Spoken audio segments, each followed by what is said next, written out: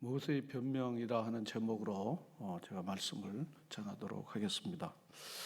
3장 1절에서 지난 주간에 호렙산에서 모세가 하나님을 이제 대면하고 하나님의 음성을 듣고 하나님의 주시는 사명을 듣게 됐습니다. 하나님이 주시는 이 사명을 완전히 아멘 할렐루야 한 것은 아닙니다. 하나님은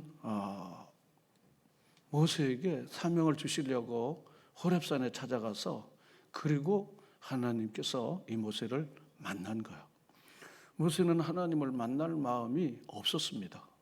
그때도 양떼를 끌고 호렙산으로 가서 양떼를 치던 중에 양떼들을 집에 두고 있다가 바로 떨기나무에서 불이 탔지만 꺼지지 않는 것을 보면서 하나님과의 대면의 시간을 갖게 된 거예요.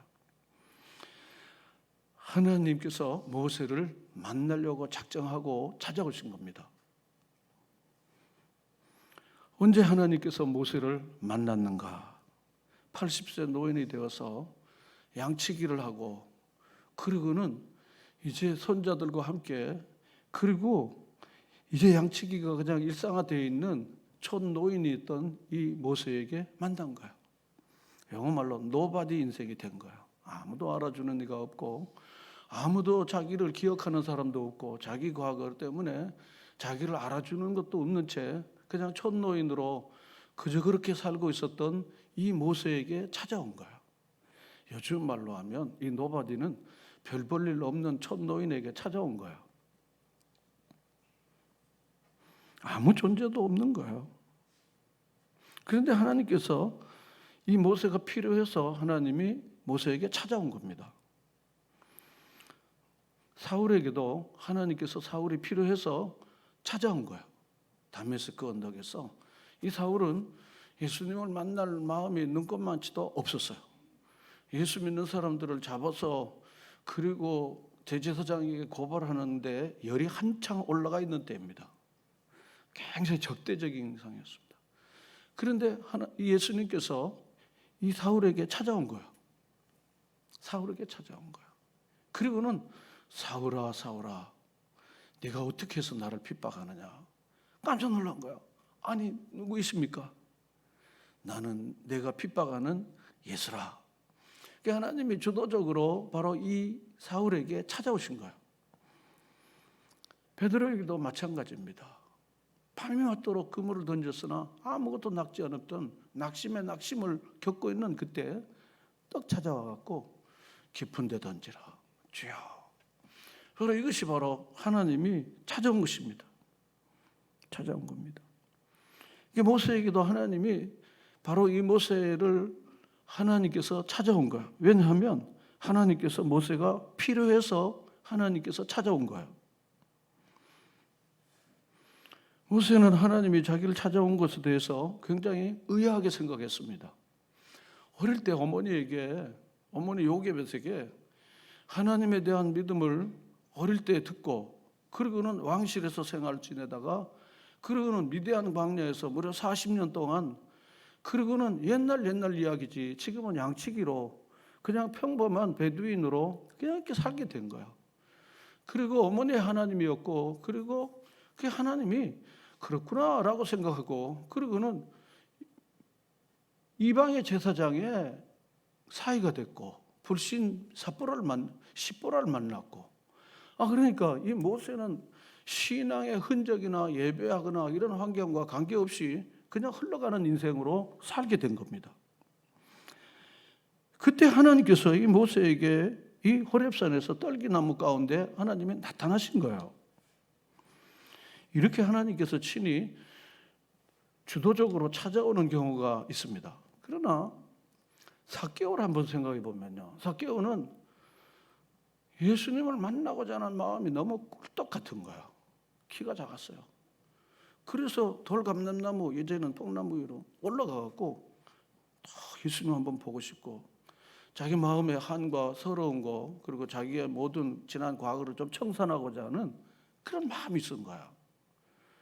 그러니까 예수님은 이 삭개오를 누구보다도 다 아니까 삭개오의 이름을 아니까요. 삭개오야 삭개오야 이리 내려오너라. 그러니까 이 사개오는 깜짝 놀란 거예요. 내가 주님을 찾으려고 찾아갔지만 사실은 주님은 나를 나보다 더 잘하는 거예요. 니고데모를 보십시오. 밤에 예수님 만나려고 찾아온 거예요. 우리가 하나님을 만나는 방법은 지금 말씀드린 것처럼 둘 중에 하나인 거예요. 하나는 하나님이 나를 필요로 해서 찾아오는 거예요. 하나는 내가 너무 삶이 공고하고 내가 삶이 너무 어려워서 니고데모처럼요, 삭개오처럼 하나님을 내가 찾아가는 거예요. 그런데 성경은요, 하나님이 주도적으로 찾아오는 경우도 있지만은 자기가 하나님을 너무 찾고 싶어서 찾는 경우도 있습니다. 그런데 누구에게 하나님께서 언제 찾아오실지 몰라요. 그러니까 우리는 어떻게 해야 됩니까? 찾고 찾으면 만나리라. 밤낮 부르짖는 택하신 자들의 간구를 들어주십니다. 그러므로 우리는 정말 언제 하나님이 우리에게 찾아오실지는 우리는 모르는 거다. 하나님이 주도적으로 하시는 거니까, 주권적으로 행하시는 거니까요. 그러니까 우리는 하나님을 꼭 내가 만나야겠다는 마음을 가지고 예배 드릴 때에도 하나님의 음성을 들어야겠다, 내가 하나님을 대면하고 싶다, 이런 그런 열망을 가지고 하나님 앞으로 나아가시기를 바랍니다. 하나님을 찾고 찾으면 하나님을 어떻게 해요? 삭개오만 만나는 게 아니에요. 니고데모만 만나는 게 아닙니다. 숱한 많은 사람들이 찾고 찾아서 만난 겁니다. 그런데 때때로 어떤 사람들은 하나님이 필요해서요, 만나려고 하는 마음이 별로 없는데도 하나님께서 주도적으로 찾아와서 하나님이 만나게 해주셔서 하나님을 대면한 사람, 모세와 같은 사람들도 있는 겁니다. 그런데 하나님께서 이 모세를 만난 이유가 뭔가 하면 사명을 주려고 하나님이 모세를 찾아가서 만난 겁니다. 우리도 모세처럼 하나님을 만나고 사명을 받지 않으면요, 모세처럼 그럭저럭 살다가 양치기로 손자들 좀 얼굴 보다가 그리고는 낮에는 덥고 밤에는 춥고 고생 진작에 하다가 그러다가 그냥 촌노로 그냥 죽어버리는 게 그게 인생입니다. 모세도 하나님 만나지 않으면 80에 하나님 만나지 않았다면요, 그냥 노인네로 양치기 하다가 그러고는 손자들 좀 보다가 그러고는 아이고 아야 그러다가 그냥 가버리는 거야. 그게 인생입니다. 주변의 사람들을 이렇게 살펴보면요, 장례식에 이렇게 많이 가잖아요. 사람들을 이분은 어떻게 살았을까? 주님 만나거나 주님 사명 없는 사람들은요, 배파지게 별욕을 다 들으면서 구두쇠 소리 다 들으면서 그리고는 살다가 고생 신나게 하고 욕을 다 먹고 못된 짓 다 하고 간 사람 어쩌? 그런 사람도 있습니다. 외롭고 쓸쓸하게 갔던 사람도 있고. 그런데 삶이 너무 고귀한 사람이 있어요. 저렇게 방탕하게 살았는데 주님 만나고 그러고는 삭개오처럼 재산의 반은 나눠주고 가난한 사람들을 돕고 선한 일에 힘쓰고 살았다고 칭찬이 그냥 자자한 거야. 문상을 할 수가 없어. 문상을 할 수가 없어. 너무 많은 사람들이 이분의 가는 길을 내가 꼭 가봐야 돼. 이분을 내가 또 마지막 뭔가 좀 담고 와야 되겠어. 문상이 그냥 어떻게 꼬리를 잃고 일어나갖고 볼 수가 없는 거예요. 반면에 제가 숱하게 갔잖아요. 예배도 인도하고 장례 예배도 가보면요, 아니 친인척도 안 와요. 자식도 안 오더라고요. 알아볼 만한 거야. 이 양반이 어떻게 살았는가, 어떻게 살았는지 한눈으로 아는 거야. 한눈으로 아는 거야. 하나님이 모세를 찾아온 거는요, 그저 그렇게 촌노인으로 사는 것을 하나님께서 기뻐하시지 않고 너밖에 없어, 난 너를 통해서 저 고통받는 내 백성들을 구원하려고 나는 너를 불러, 넌 나와 함께 해야 돼. 그리고 하나님이 이 모세를 찾아오신 거예요. 그래서 모세는 하나님 만나고 사명을 받는데요. 받는데 사명은 좋긴 한데 이 사명이 너무 부담스러운 거야. 부담스러운 거야. 나이 80에 모세는 사명을 받는 거예요. 저는 사명 앞에서는 나이는 숫자에 불과한 것 아닌가 이런 생각을 합니다. 갈렙도 나이 85세요. 저 산악지대 헤브론이라고 하는 산악지대 다윗이 7년 동안 통치했던 그 산지 헤브론을 달라고 그랬습니다. 건강한 젊은 사람들도 산지를 달라고 그러지 않거든요. 여기 보시고 건강한 젊은 사람들도 핸드폰 보시지 말고 건강한 젊은 사람들도요. 산지를 달라고 그러지 않습니다. 산지를 달라고 그러지 않습니다. 나이 85세인데요. 내가 전이나 이제나 건강 일반이고 하나님께서 주신 사명이 있는데 나이 이게 뭐 문제냐는 거야. 여러분 은퇴라고 하는 영어 말로 리타이어라는 말 아시지 않습니까? 리타이어라는 말이 뭔 뜻입니까? 리와 타이어라는 두 단어의 합성어 아닙니까? 타이어를 다시 끼우는 거야. 다시 끼우는 겁니다. 60세, 62세, 65세 뭐 다 이렇게 은퇴를 하고 또 50세에도 은퇴를 다 하십니다. 그런데 다 리타이어 하는 거예요. 은퇴하는 겁니다. 그렇지만 뭡니까? 타이어를 새로 깔고 그러고는 다시 달리는 겁니다. 나이와 관계없습니다. 우리가 무슨 공식적으로는 몇 세에 은퇴 그러지만 은퇴하고 바로 죽습니까? 멀쩡히 사는 거야. 그러므로 우리는 영원히 은퇴가 없는 겁니다.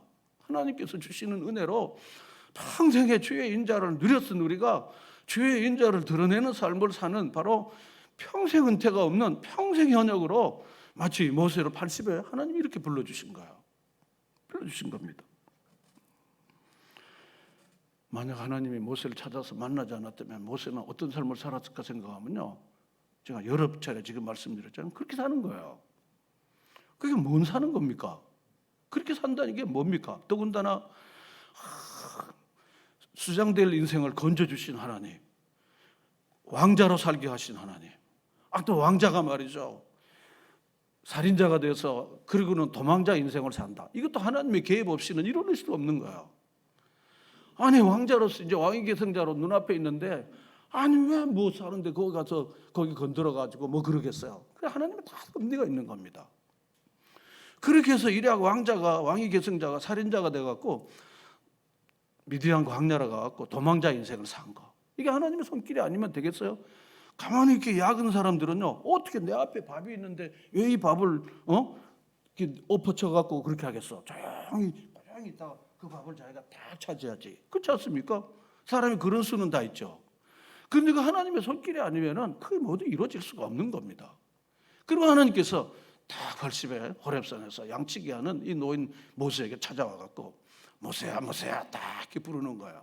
모세 깜짝 놀랐잖아. 모세야 이거 어떻게 된 거야? 하나님이 인생을 가치 있게 하려고 하나님이 불러주시고 사명을 주는 거예요.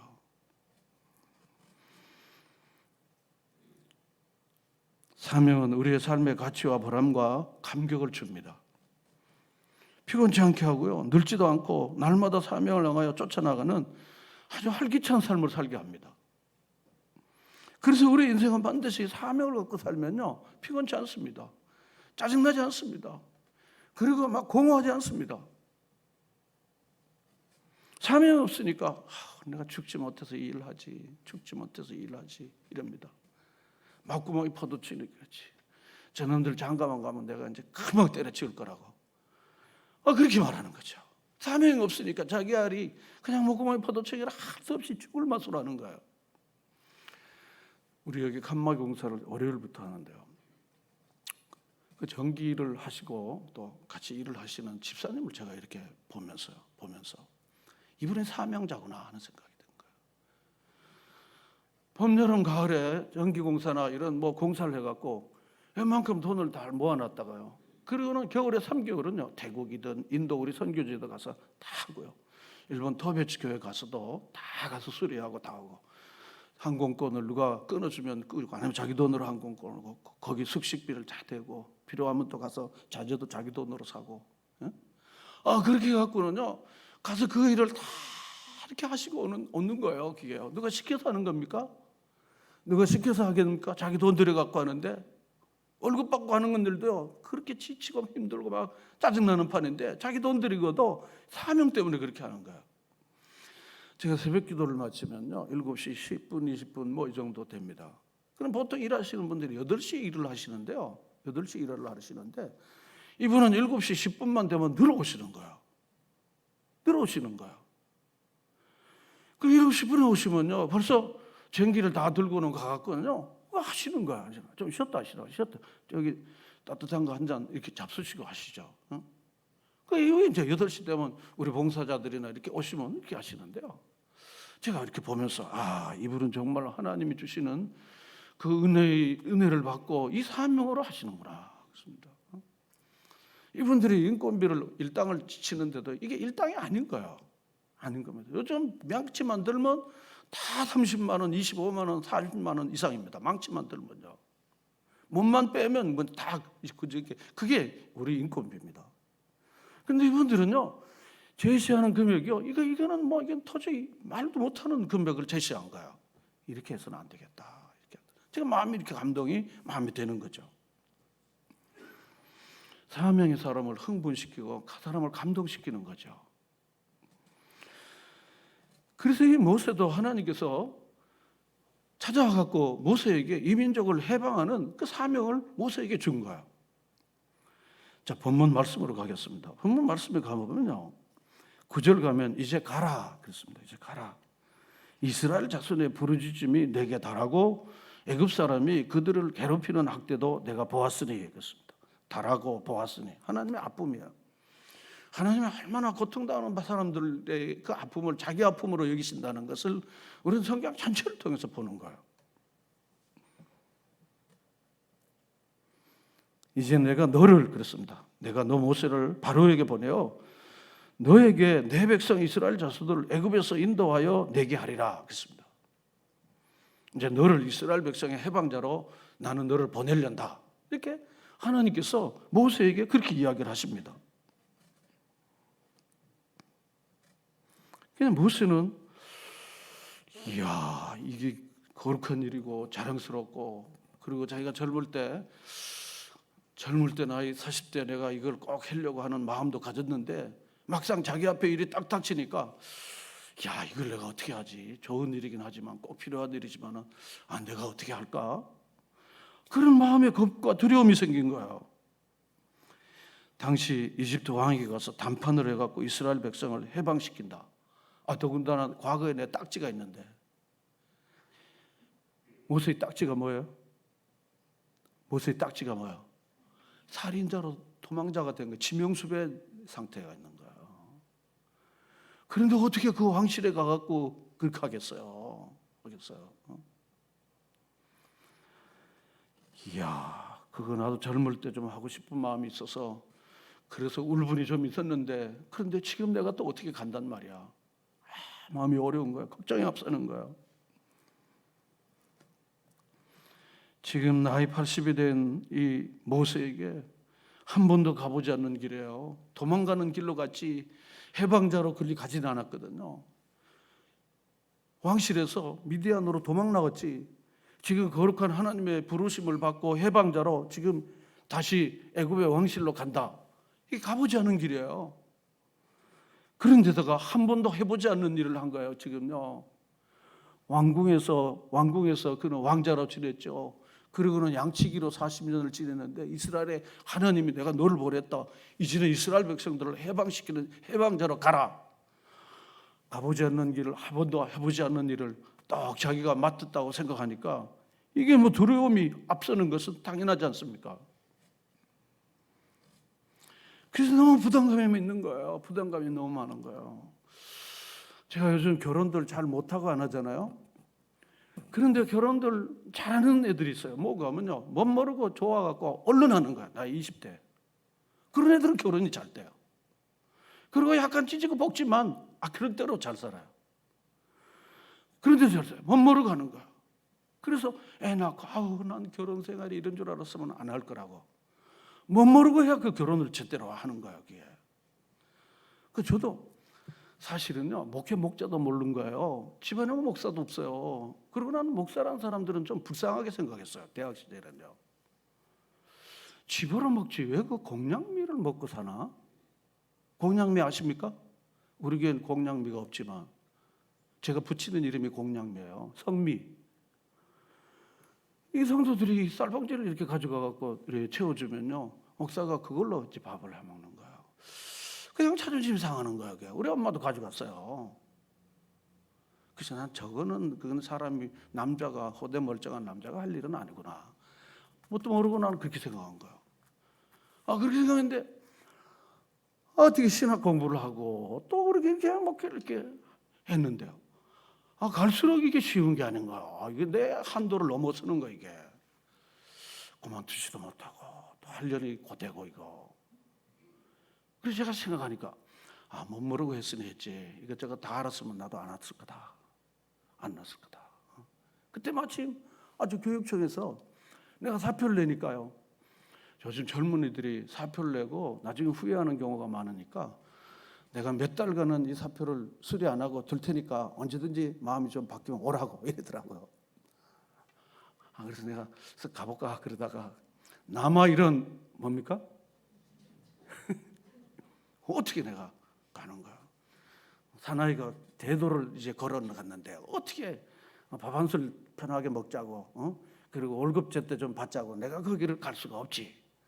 역사학도가 뭐 이런 거 있잖아요. 그런데 이게 가기가 어려운 거야. 그래서 뭐든지요 너무 다 따지다 보면 못해요. 그러니까 못 모르고 그냥 이렇게 달려들면 하나님이 힘을 다 주실 줄로 믿습니다. 뭐든지 다 따지잖아요. 결혼도 안 되고 뭣도 안 되고 뭣도 안 되고 안 되는 게 더 많아.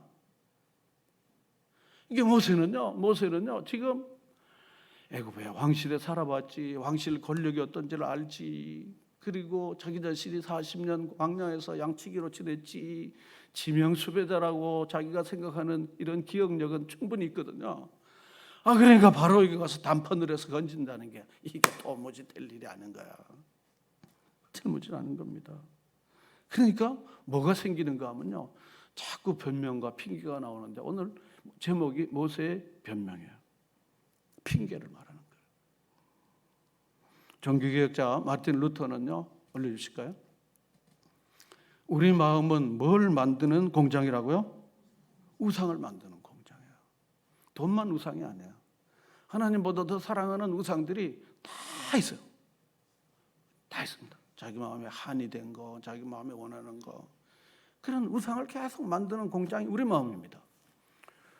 그런데 김영복 목사는요, 이걸 이렇게 좀 패러디를 했어요. 뭐라고 그랬는가 하면요, 뭡니까? 우리 마음은 뭘 만드는 공장이요? 뭘 만드는 공장이요? 핑계를 만드는 공장이에요. 요즘 젊은이들 사이에 상당히 인기 있는 안호상 목사님이라고 울산에 있는 선복음 목사님이요, 이런 말을 했습니다. 그럼 따라할까요? 마음이 없으면 핑계가 보이고 마음이 있으면 길이 보인다. 그렇습니다. 마음이 없으면요 10가지 100가지 핑계가 생기는 거예요. 다리가 아픈데, 뭐 지금 손님이 오는데, 뭐 돈이 없는데, 지금 형편이 안 되는데, 뭐 온갖 핑계가 10가지 20가지 나오는 거예요.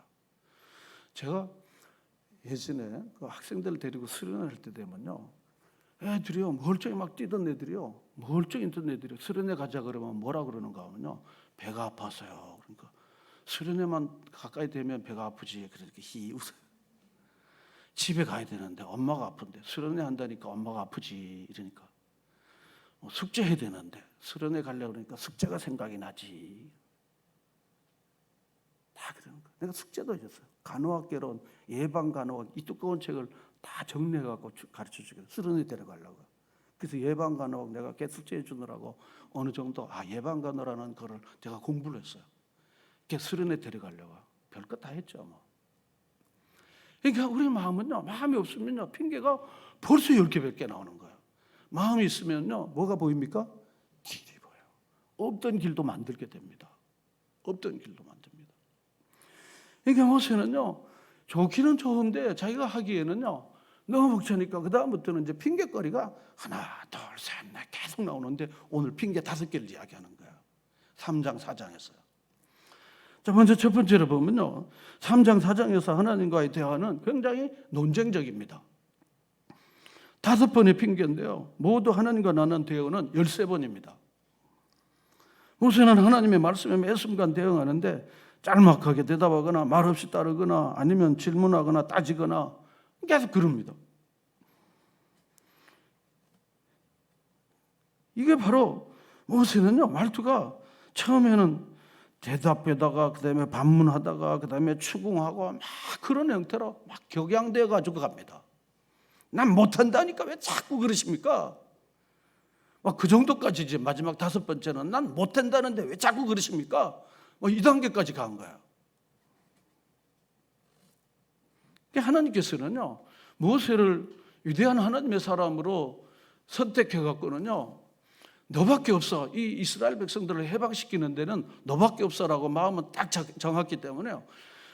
모세가 어떤 불평하고 막 짜증을 내고 막 그래도 하나님은요, 계속 인내하고 받아들이고 설득하고 권면하고 막 받아주고 계속 그렇게 하시는 거예요. 우리가 한번 보십시오. 내가 이 사람하고 뭔가를 꼭 하고 싶으면요, 그 사람이 어떤 불평도 다 받습니다. 근데 이 사람하고 뭔가 할 마음이 없으면요, 한두 번 받아주다가 에이 그만둬 그냥 잃어버립니다. 하나님은요, 이 모세와 함께 하나님 이스라엘 백성들을 구원하는 그 해방시키는 일을 하기로 정했기 때문에요, 모세가 무슨 얘기를 해도요 다 받습니다. 하나님 계속 기다리고 하나님 계속해서 아파하면서도 계속 모세의 말을 계속해서 듣고 또 설명해주고 그겁니다. 자, 그럼 이제 본문 보면요 11절로 가겠습니다. 11절로 가면요, 첫 번째 모세의 5가지 변명 중에 첫 번째 11절 다 같이 읽겠습니다. 모세가 하나님께 아뢰되 내가 누구에게 바로에게 가며 이스라엘 자손을 애굽에서 인도하여 내리까? 아니 내가 누군데 바로에게 가서 이스라엘 자손을 애굽에서 인도하여 내겠습니까? 설명이 필요 없어요. 도망자인 내가, 아니 노인네 내가 말이지, 양치기 난 내가 어떻게 바로에게 가갖고 내가 그 왕실에서 내가 살아봤지. 그런데 그거하고 내하고 대결이 안 됩니다. 이게 첫 번째 변명입니다. 분명입니다. 그러니까 하나님께서 보면 여기 말씀에 12절에 보면요 2가지를 말씀해줘요. 다 같이 읽어볼게요. 하나님이 이르시되 내가 반드시 너와 함께 있으리라. 내가 그 백성을 애굽에서 인도하여 낸 후에 너희가 이 산에서 하나님을 섬기리니 이것이 내가 너를 보낸 증거다. 그렇습니다. 저 2가지입니다. 하나는 뭡니까? 내가 반드시 너와 함께 있겠다. 그렇습니다. 하나님이 이 모세와 함께 있겠다는 것은 그냥 친구 삼아줄게, 같이 그냥 손잡고 갈게, 이 정도가 아니에요. 네가 물 가운데 갈지 물이 너를 덮지 못하게 하고, 불 가운데 갈지라도 불이 사르지 못하도록 전능하신 하나님이 내가 너를 단단히 지켜줄 거야, 그런 뜻입니다.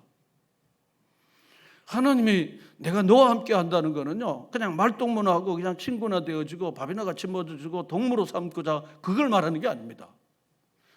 내가 너를 지켜줄 거야, 어떤 위기 싸움인데도 너를 지켜줄 거야 라고 하는 하나님께서 주시는 강력한 그 의지의 표현이 내가 너와 함께 하겠다는 것입니다. 그러니까 바로가 아무리 강력한 세력과 힘이 있어도 내가 너와 함께해서 바로에게 하나님이 어떠한 분인지를 내가 너를 통해 나타낼 거니까 너는 나가, 그런 것입니다.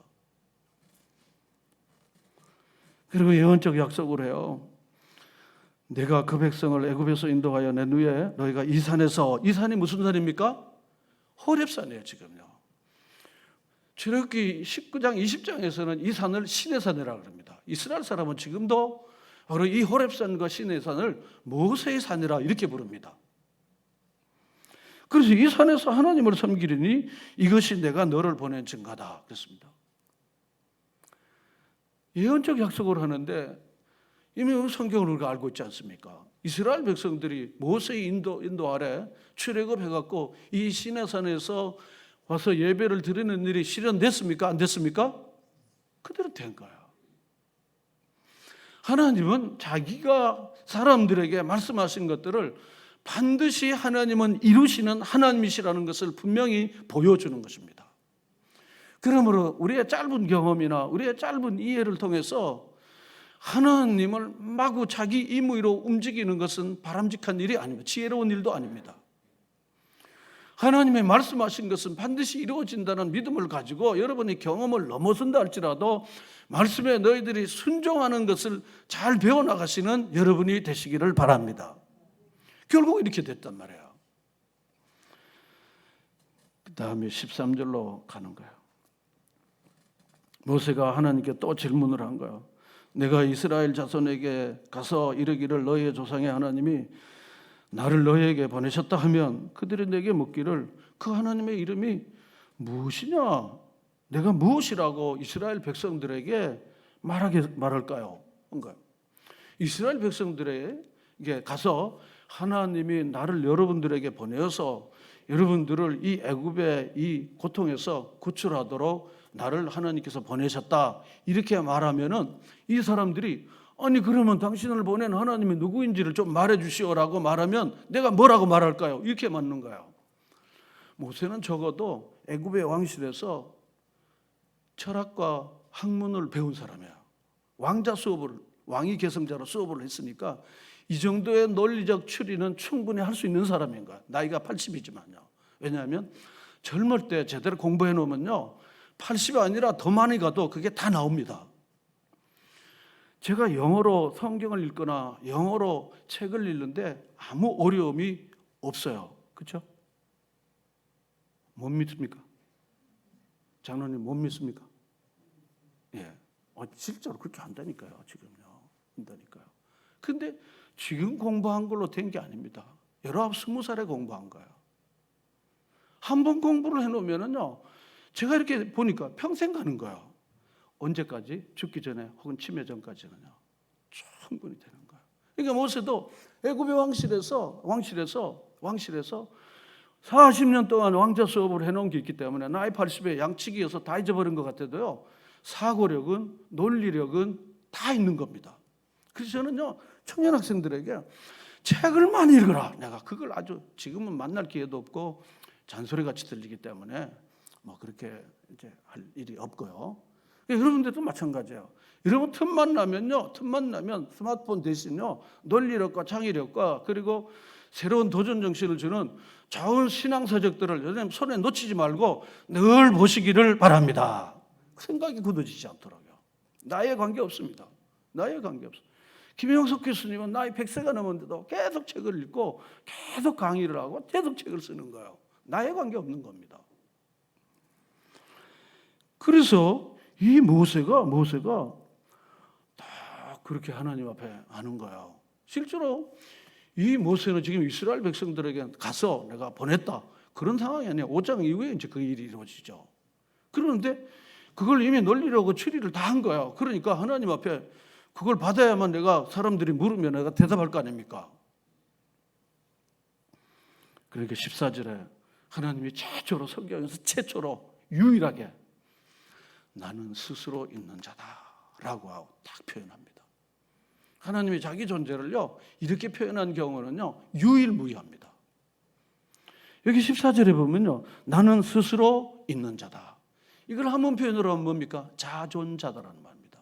이 자존자는 뭐 스스로 존재하니까 피조물이 아니라는 거야. 누군가의 조정을 받는 존재가 아니라는 거야. 하나님은 스스로 존재하고 스스로 생각하고 스스로 모든 일을 계획한 대로 이루시는 하나님이시다라는 것을 말한 것입니다. 그래서 영어로는 I am who I am 이렇게 표현합니다. 나는 있는 대로 있는 자다 그런 것입니다. 있는 대로 있는 자. 그러니까 누군가에서 나를 조정할 것도 없고 내가 조정받지도 않고 누가 나를 만든 자도 아니고 나는 스스로 존재하는 자라는 것입니다. 이건 우리의 사고나 이해를 훨씬 넘어가는 다차원적인 바로 이야기일 수 있죠. 왜냐하면 모든 것은 만든 자에 의해서 만들어진 거 아닙니까? 그렇죠? 이게 저절로 생겼습니까? 자 여기 보시고요. 이 겁이 저절로 생긴 거 아니잖아요. 그렇죠? 이게 저절로 생겼습니까? 아니에요. 그래서 하나님이 나는 누군가 만든 자가 없고 메이커가 없고 나는 스스로 나는 존재한다. 바로 내 백성이 묻거든 너희가 이렇게 이야기하라고 말씀해 주신 거예요.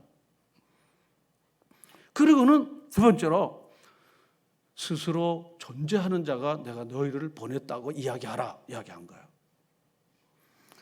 저는 이 하나님을 믿게 된 게 너무한 거예요. 어릴 때요. 우리 어머니 다 절에 이름 걸어놓고 빌고 그러지 않았습니까? 그 신을 섬기지 않고요. 우리가 동네 예배당에 1937년도에 우리 구포 선교사님이 우리 어촌 마을에 교회를 세워놓은 게 저는 두고두고 감사한 거예요. 그래서 하나님을 알게 됐고 하나님을 예배하는 사람이 됐으니까. 만약 그 예배당이 없었더라면 우리는 어떻게 했어요? 알지도 못하고 그리고 영원한 생명을 주지 못하는 그 신을 섬기는 신의 노예로 살게 되는 거 아닙니까? 인도를 가도 제가 앞으로 있는 거예요. 야, 저 신을 섬기고 저렇게 사는구나. 뭐 동남아 이런 나라들 이렇게 섬겨 가보면 다 그런 거예요. 그래서 힘이 들어도 막 어떻게든지 간에 여러분 하나님을 알고 하나님을 섬기는 자가 되셔야 합니다. 이게 선교의 기본 동기가 되는 거예요. 모든 신 위에 뛰어난 신이신 하나님 한 분밖에 없습니다. 스스로 존재하는 신이신 하나님 한 분밖에 없습니다. 모든 신들은 사람이 만든 것이나 아니면 사람의 상상 속에 존재하는 것일 뿐입니다. 바로 이 14절은 굉장히 중요한 말씀이에요. 그 하나님이 스스로 존재하는 하나님이 내가 너희를 보냈다. 그리고는 15절부터 22절까지 장구하게 설명하는 거야. 장구하게. 하나님이 또 모세에게 이르실 때 이스라엘 자손에게 아브라함과 이삭과 야곱의 하나님이다. 그리고 다 모아갖고 다 이야기를 하라. 그리고 가나안 바로 이 족속들이 17절에 있는데 다 그렇게 하고 사할 길을 가서 예배드리다 하면 이 바로가 마음이 강팍해갖고 내가 쳐야만 그제야 보내주지 그냥 내버려두면 안 보낼 거야 라고 모세를 단단히 레슨을 해주는 거야. 아주 그냥 단단히. 왜냐하면 나도 얘기 있는데 안 보내주면 그러면 하나님이 다 하나하나 다 설명해 준 거야. 분명히 네가 가서 이야기하면 이 바로가 화딱지만 내고 안 보내줄 거니까 내가 바로를 확 칠 거야. 그러면은 마지못해라도 보내줄 거야. 여러분 이 말씀대로 됐습니까? 안 됐습니까? 그게 됐죠. 하나님께서 바로의 마음을 강팍케 하사. 이 표현을 이 출애굽 현장에서는요 자주 보는 용어입니다. 표현입니다.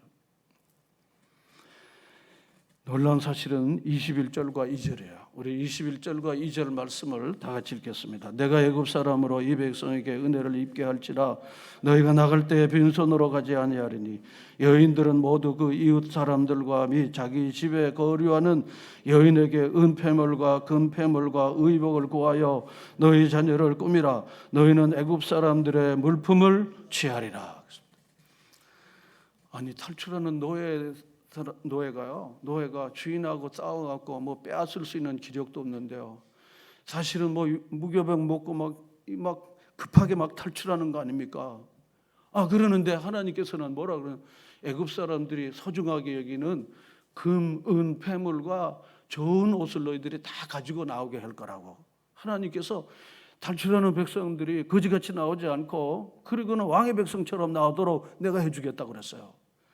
근데 실제로 출애굽 현장에서 이 말씀이 이루어졌습니까? 안 이루어졌습니까? 이루어진 거예요. 내 백성이 여기서 예배하는 것도 이루어지고, 다 모두 하나님께서 약속한 대로 그대로 다 하나님이 약속한 대로 이루어졌습니다. 그래서 탈출한 노예들이 금은 폐물과 좋은 의복을 가지고 탈출하는 경우가 어디 있습니까? 지금 미얀마 난민들이요, 미얀마 이 군부 악한 이 군사 정권이요, 계속해서 폭격을 하니까 미얀마 북쪽에 있는 이 카렌족 이 마을에 크리스천들이 많은 사람들이 카렌족인데요. 도망 나오니까요, 뭐 아무것도 가져온 전체. 그래서 태국 국경 마을에 와갖고요, 거기서 야영을 하면서 그리고 겨우 지내는 거예요. 뭘 가져오겠습니까? 쌀이라도 조금 이렇게 가져와서 지내는 거죠. 그래서 거기 선교사님들이 이분들을 또 먹여 살려야 된다고 저는 막 참 너무 좋은 거야. 우리 교회가 보내주고 선교사님들이 그 사람들을 안고 살게 해주고 말이지. 이거 최고의 휴머니즘이요, 최고의 사랑이 아닙니까?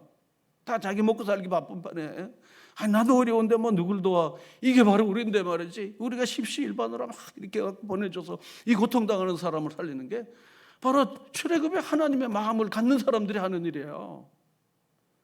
하나님이 얼마나 그 가렌 마을의 사람들을 얼마나 아파하실까 하는 거예요.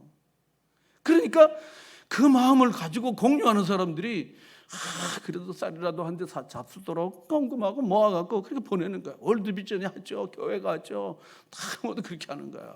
할렐루야. 이게 하나님의 기뻐하시는 일을 하는 것입니다. 우리가 4장 1절로 가면요, 세 번째로 모세가 대답하여 이르되 그러나 그들이 나를 믿지 아니하며 내 말을 듣지 아니하고 이르기를 여호와께서 내게 나타나지 아니하셨다 하리이다. 그렇습니다. 하나님이 나를 자존하신 하나님이 나를 너에게 보내서 해방자로 나를 보냈다. 그렇게 해도 그들이 나를 믿지 아니하고 내 말도 듣지 않을 것 않을 건데 핑계라는 건 한이 없이 나오는 거예요. 한이 없습니다. 그래서 핑계는요, 계속 들어볼 필요도 사실 없어요. 왜냐하면 계속해서 사탄이 계속해서 핑계거리를 더 많이, 핑계 공장이니까. 그러니까 더 많이 들을 게 없어요. 아, 이제 다음엔 또 뭐가 나오겠구나. 배 아프다, 또 허리 아프다 그러고, 또 손님이 온다 그러고, 돈이 없다 그러고, 엄마 아프다 그러고. 옛날 쓰러진 애들 데려가면서 내가 그 레파토리를 다 외워갖고요, 미리 얘기를 하기도 전에 다 얘기를 하는 거야. 그러니까 얘가 가짜는 듯이 웃는 거야. 아, 숙제가 있고 뭐 리포트가 있고. 그래서 얘가 예방간호학 숙제 해줬잖아요. 수련회 데려가려고. 이게 모세도 마찬가지예요. 지금 또 왜 그러는 거야. 그래서 이제는 내가 보여줄게. 말로 아니라 나중에 이루어질 거가 아니라 지금 보여줄게. 그래서 첫 번째가 내 손에 있는 게 뭐냐. 그러니까 뭐가 있어요? 지팡이에요. 지팡이. 그러니까 이제 속도를 좀 빨리 나가야 되겠습니다. 지팡이를 어떻게 해요? 던졌어요. 그러니까 지팡이가 뭐가 됐어요? 뱀이 된 거예요. 뱀을 잡으려면요, 꼬리를 잡아요, 머리를 잡아요? 머리를 잡아야 됩니다. 꼬리를 잡다가는요, 뱀머리가 갖고 물려가 죽는 거야. 근데 하나님께서 모세에게 뭘 잡으라 그랬어요? 꼬리 잡으라고. 그러니까 모세가 꼬리를 잡은 거야. 그랬더니 꼬리를 쫙 잡으니까 이 지팡이, 이 뱀이 뭐가 됐어요? 아, 미리 잘못 얘기했네. 잘못 얘기했네. 지팡이가 된 거야. 첫 번째, 증거를 보여주고 증거에 대한 설명을 한 거야. 두 번째는 뭐예요? 지팡이 여기 두고, 그 다음에 뭐 있어요? 손. 넣었더니 뭐가 됐어요? 꺼냈더니 나병이야. 다시 넣었더니 어떻게 해요? 다시 여기 모르겠죠? 본래의 살로 돌아왔더라. 7절에. 또 다 그렇게 한 거야. 이 두 표적을 애굽의 사람들에게 너희 백성들 가운데 보여라. 딱 그러는 거야. 근데 하나님께서 8절에 보면요, 말미를 드는 거야. 만일 그들이 너를 믿지 아니하며 처음 표적에 받지 아니하거든 나중 표적의 표적을 믿게 될 거다. 그래서 원래 강팍한 사람들은요, 한 번 가지고 안 돼요. 두 번 가지고 안 돼요. 기도인데요, 한 번 가지고 안 되니까 두 번 또 그렇게 하는 거예요. 양털에만 이슬 내리다가 그 다음에 또 안 되는 거예요. 인간이라는 게 얼마나요, 이게 아주 사악한지 몰라요. 딱 보여주면 아멘 하면 되는데 아닐지 몰라. 또 그러고 또 국리를 찾는 거야. 그래서 저는 인간이라는 거는 이렇게 사악해갖고 순종을 안 하려고 무단히 애쓰는 인간의 이 죄악된 속성이 있구나 하는 거를 더 많이 느끼는 거야. 그래서 어떻게 하면 안 할 국리를 계속 찾는 거예요. 모세도요. 세 번째가 뭡니까? 9절에 보면요, 너는 나일강 물을 조금 떠다가 땅에 부어라. 내가 떠온 나일강 물이 땅에서 뭐가 되리라고요? 피가 되겠다. 지금 모세는요, 나일강에 있습니까? 호렙산에 있습니까? 호렙산에 있으니까 이건 지금 이루어지는 일입니까? 앞으로 이루어질 일입니까? 이루어질 일이에요. 이렇게 됐어요? 안 됐어요? 됐죠. 10가지 재앙 중에 하나가 바로 피가 되는 재앙이에요. 피재앙이에요. 피재앙입니다. 계속 살펴봤지만 하나님은 지금도 하시고 앞으로 할 것을 미리 말씀하시고 그걸 다 모두 하나님이 말씀하신 대로 이루어 주신 거예요.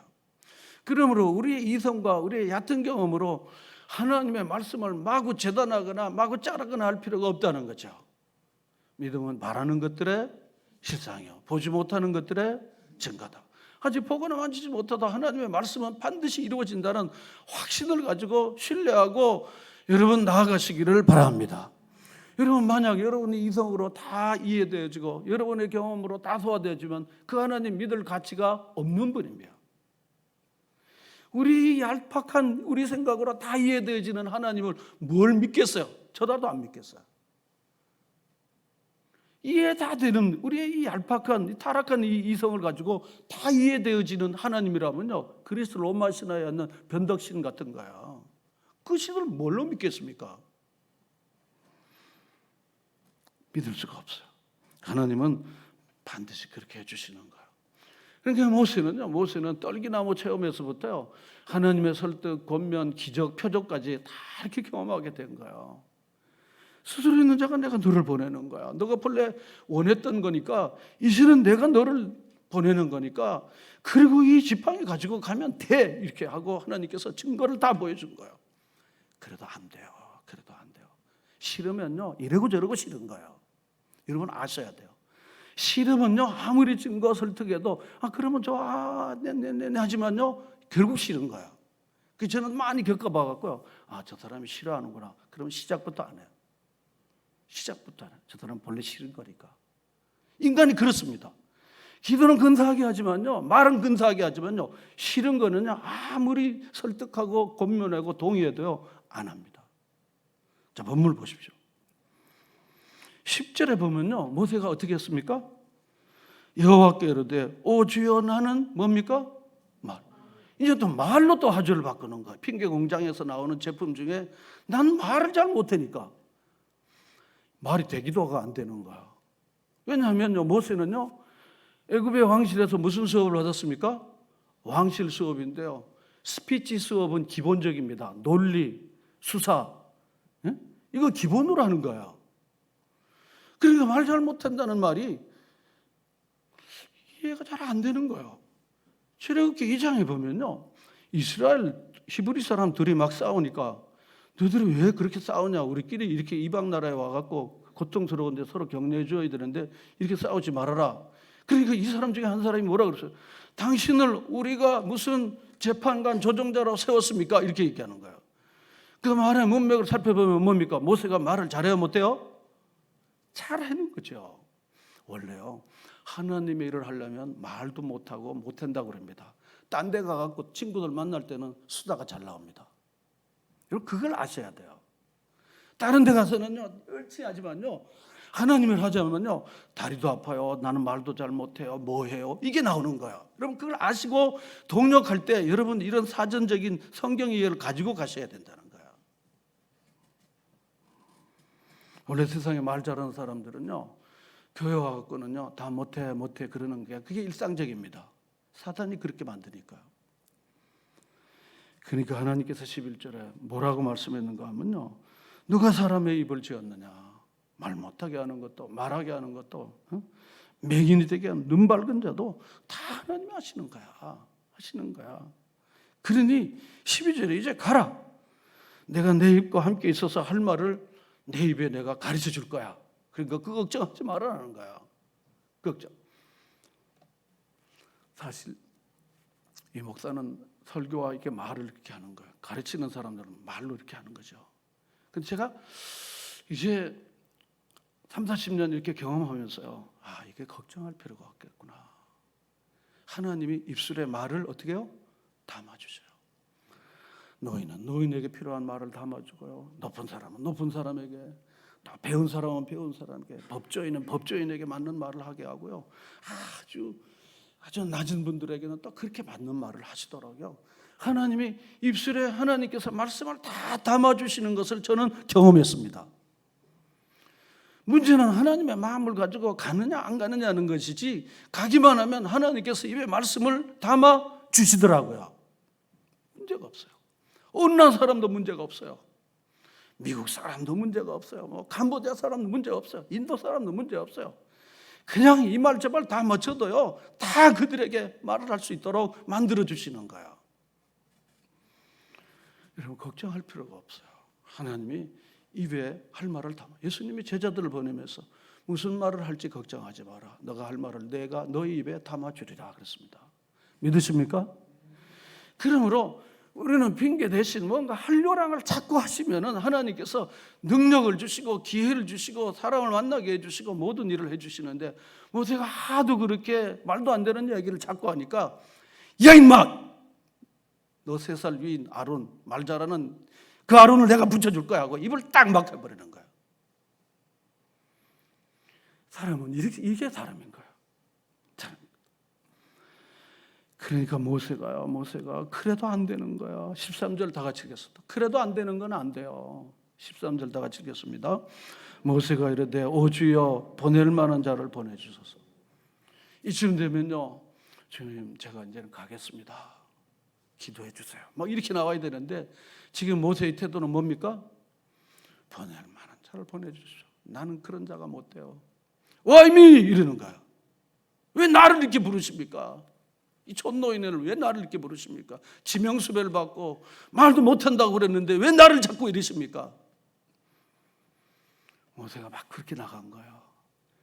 그러니까 하나님께서는요, Why me에다가 Why not you? 그러는 거예요. 네가 왜 안 된다는 말이야? 난 너하고 하고 싶어. 14절에 하나님께서 모세를 향하여 어떤 반응을 보였습니까? 노하여, 화가 난 거야.